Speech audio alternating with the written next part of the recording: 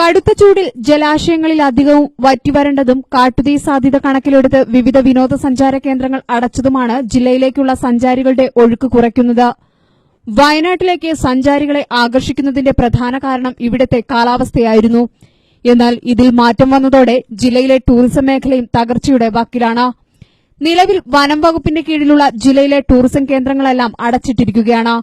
സൂചിപ്പാറ വെള്ളച്ചാട്ടം, തോൽപ്പെട്ടി, മുത്തങ്ങ വന്യജീവി സങ്കേതങ്ങൾ, മീൻമുട്ടി വെള്ളച്ചാട്ടം, കുറുവാദ്വീപ് എന്നീ വിനോദസഞ്ചാര കേന്ദ്രങ്ങൾ അടച്ചിട്ടിരിക്കുകയാണ്. ജില്ലയിലെത്തുന്ന സഞ്ചാരികളുടെ പ്രധാന ആകർഷണ കേന്ദ്രങ്ങളാണിത്. വെള്ളം തീരെ കുറഞ്ഞതാണ് സൂചിപ്പാറ, മീൻമുട്ടി വെള്ളച്ചാട്ടങ്ങൾ അടയ്ക്കാൻ കാരണം. കാട്ടുതീ പടരാനുള്ള സാധ്യതകളും കേന്ദ്രങ്ങൾ അടയ്ക്കാൻ കാരണമാണ്. ഇനി മഴ ലഭിച്ച കാട് പച്ചപിടിച്ചതിനു ശേഷമേ കേന്ദ്രങ്ങൾ സഞ്ചാരികൾക്കായി തുറന്നുകൊടുക്കുകയുള്ളൂ. വിനോദസഞ്ചാരികൾ കുറഞ്ഞത് ജില്ലയിലെ ഹോട്ടൽ, ഹോം സ്റ്റേ, വ്യാപാരികൾ തുടങ്ങിയവരെയും കാര്യമായി ബാധിക്കുന്നുണ്ട്. അഡ്വഞ്ചർ ടൂറിസം കേന്ദ്രമായ കർലാട് തടാകത്തിലും സഞ്ചാരികൾ കുറവാണ്. വയനാട് ന്യൂസ്, കൽപ്പറ്റ.